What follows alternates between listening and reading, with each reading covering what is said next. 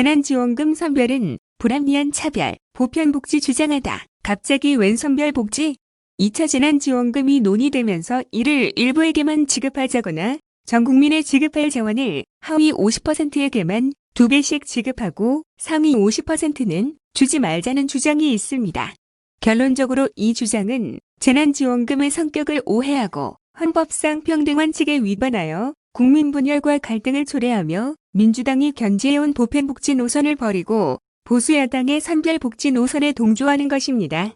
수요와 공급 두 바퀴로 굴러가는 시장경제 아래서 소득 양극화와 자산 불평등은 소비 수요를 위축시키고 이에 따라 세계 경제가 구조적으로 침체되어 오던 중 최근 코로나19로 경기 침체가 급격해진 상태입니다.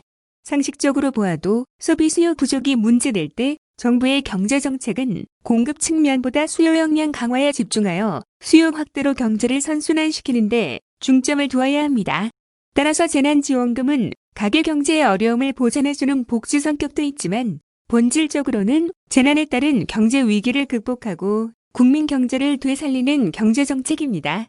빈자를 돕는 자선사업도 아닌데 국민의 대리인이 국민이 부담한 재원으로 국민을 위한 경제정책을 집행함에 있어 재원 마련에 더 기여한 국민은 빼고 재원 기여도가 낮거나 없는 국민만 지원하는 것은 헌법상 평등원칙에 반하여 합리적 이유 없이 상위 소득자를 차별하는 것입니다.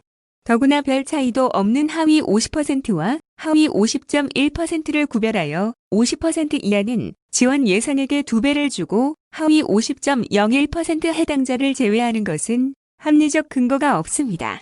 이번 코로나19로 피해보지 않은 국민이 없습니다. 재난지원금은 국민 세금으로 충당하는데 더 많은 세금을 냈거나 내야 할 사람들을 경제정책 집행에서 배제하여 불이익을 주어서는 안 됩니다. 부자에 대한 관념적 적대성의 발현이라면 더더욱 안 될 일입니다. 다음으로 재난지원을 복지지출이라 가정해도 민주당이 선별 지원을 주장하는 것은 어불성설입니다. 보수야당이야 원래부터 선별 지원을 주장해왔으니 재난지원금을 일부에게만 주자해도 이상할 게 없지만 민주당은 과거 무상급식 등 복지정책에서 보편복지를 주장하여 서울시장이 사퇴하는 사태까지 있었는데 갑자기 보편복지에서 벗어나 재난지원금만은 선별복지로 해야 한다니 납득이 안 됩니다. 재원 부담자와 수혜자를 분리해 가난한 일부 사람만 복지 혜택을 주면 재원 부담자인 상위 소득자들의 반발로 복지 총량을 늘리기 어렵습니다. 결국 증세와 복지 확대 저지로 상위 소득자들은 이익을 보고 하위 소득자들의 복지 확대는 더 어렵게 됩니다. 보수야당은 서민을 위하는 것 같지만 실제로는 서민에게 불리한 선별복지를 주장하며 복지 확대를 반대해왔고 민주당은 복지를 늘리기 위해 서민에게 불리한 것 같지만 실제로는 복지 총량을 늘리는 보편복지를 주장하고 관철해왔습니다. 갑작스런 선별복지 주장이라니 혼란스럽습니다. 국민을 지배하는 것이 아니라 국민의 뜻을 대신 집행하는 민주공화국의 대리인들은 세금을 내고 권한을 위임한 주권자 국민의 뜻에 따라야 하고 권한 행사는 주권자에게 공평해야 하며 자신의 돈으로 자선하는 것처럼 마음대로 해서는 안 됩니다.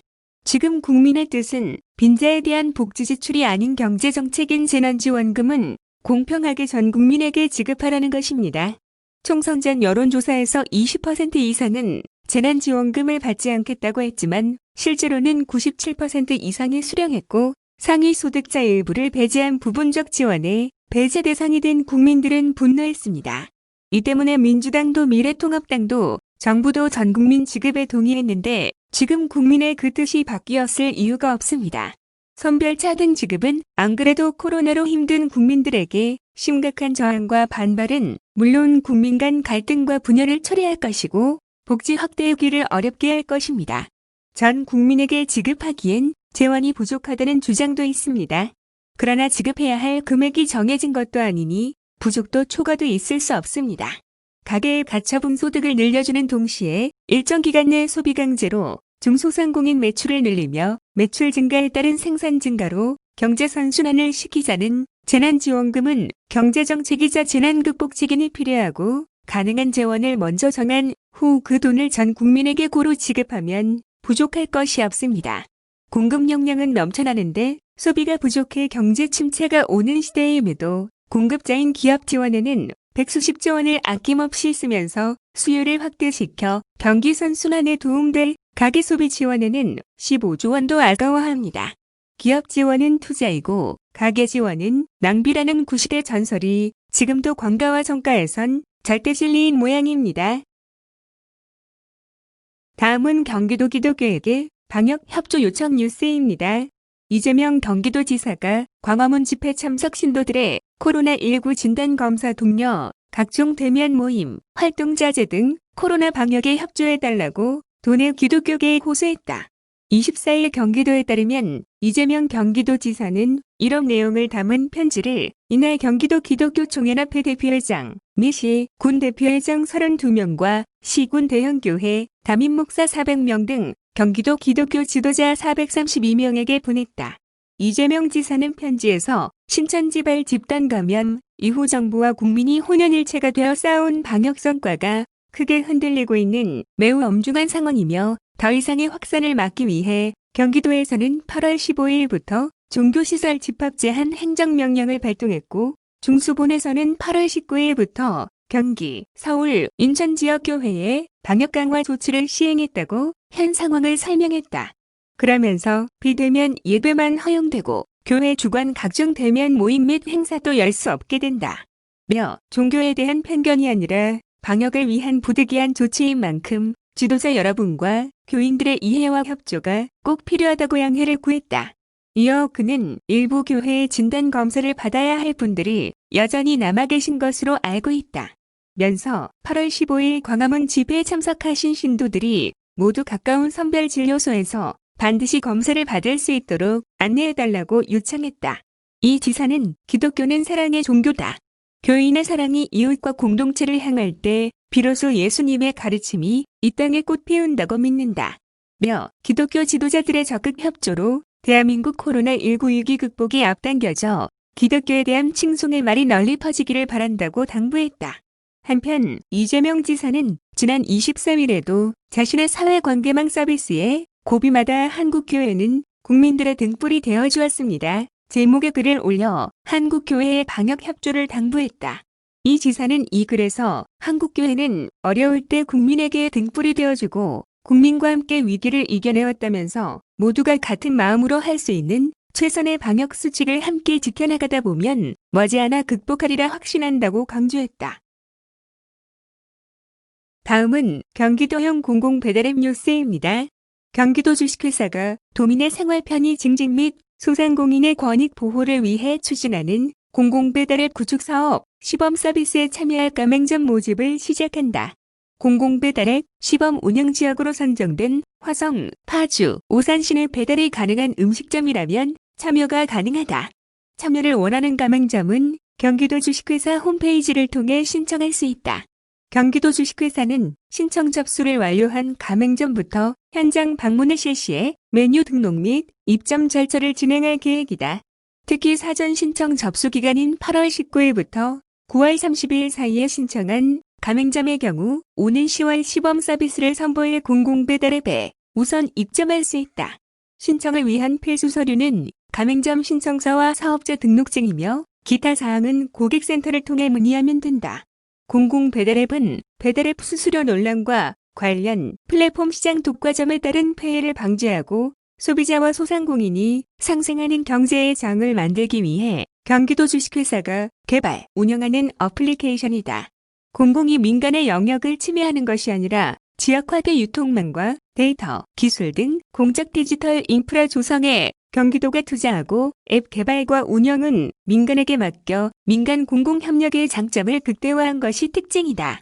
특히 기존 민간 앱에서는 6에서 13%대에 달하는 중개수수료를 2%대로 낮추고 추가 광고료 부담을 없애는 등 소상공인들의 경제적 짐을 덜어줄 전망이다. 지난 20일에는 사업의 성공적인 운영을 위해 경기도와 경기도 주식회사, NHN페이코, 컨소시엄, 화성, 파주, 오산시, 문화방송 등이 협약을 체결한 바 있다. 경기도 주식회사와 NHN페이코 컨소시엄은 수수료 최소화, 광고비 제로, 지역화폐 온라인 사용을 특장점으로 내세워 오는 10월 말 시범 서비스를 시작할 계획이다. 다음은 대포차 의심 차량 적발 뉴스입니다. 경기도가 음성적으로 거래돼 뺑소니와 강력 범죄에 이용되는 등 사건 사고 위험이 높은 대포차 의심 차량을 전수조사해 1229대를 적발하고 후속 조치 중이라고 24일 밝혔다. 도는 2018년 6월부터 지난해 12월 사이 자동차세가 2년 이상 체납된 압류 차량 42,524대를 대상으로 지난 3월부터 보험사 책임 보험 가입 유무 확인을 통해 대포차 의심 차량을 1차 선별했다. 그 결과 책임 보험 미가입 차량과 소유자, 보험 가입자가 다른 차량 21,514대를 가려내고 31개 시군 광역체납기 동반과 함께 집중 조사에 최종 1,229대의 대포 차량을 적발했다. 도는 적발 차량 중 439대의 운행 정지 명령을 내리고 313대를 강제 견인했다. 견인 차량 가운데 230대는 공매 처분했다. 없어진 차량 477대에 대해서는 체납 처분 중지를 결정하는 등 11월 말까지 조사 결과에 따른 후속 행정 조치를 완료할 예정이다. 적발 사례를 보면 성남시에 사는 A씨는 명의상 차량 소유주로 3년간 자동차세 1,300만 원을 내지 않고 있다가 이번 조사에서 해당 차량이 부산시에 사는 A씨의 처남 및 책임보험 가입자인 대포차임이 확인돼 광역체납기 동반이 부산시까지 찾아가 대포차를 강제 견인하고 공매 처리했다. 체납 세금은 현재 분납 처리하고 있다. 오산시 B씨는 본인 명의의 자동차세를 1,500만 원 내지 않은 채 사망했다. 이후 부친이 체납된 세금을 상속받고 차량을 명의 이전받았으나 실제 차량은 받지 못한 채 세금만 계속 부과되는 상황이 반복됐다. 이에 부친은 국민권익위원회에 조사를 의뢰했고 이후 광역체납기 동반에서 조사한 결과 해당 차량이 인천시에 거주하는 다른 사람이 책임보험 가입자로 돼 있는 대포차임을 확인하고 강제 견인 후 현재 공매 처리 중이다. 용인시 시법인은 폐업하면서 차량 명의 이전을 명확히 하지 않아 해당 차량의 각종 과태료와 운행정지 명령까지 부과됐음에도 이행되지 않고 있었다. 조사 결과 인천에 사는 다른 사람이 번호판까지 위조해서 대포차로 사용한 게 적발된 차량은 강제 견인, 공매 처분됐다. 최원삼 경기도조세정의 과장은 교통, 강력 등 여러 범죄와 연관될 수 있는 대포차는 사회악으로서 반드시 근절될 수 있도록 앞으로도 경기도와 시군이 지속적으로 조사를 실시하겠다며 대포차로 인해 본인도 모르게 체납자가 된 사람들에게는 체납처분 집행 중지 등을 통해 경제적 불이익을 받지 않고 회생할 수 있는 기회를 마련하는 데도 더욱 힘쓰겠다고 말했다.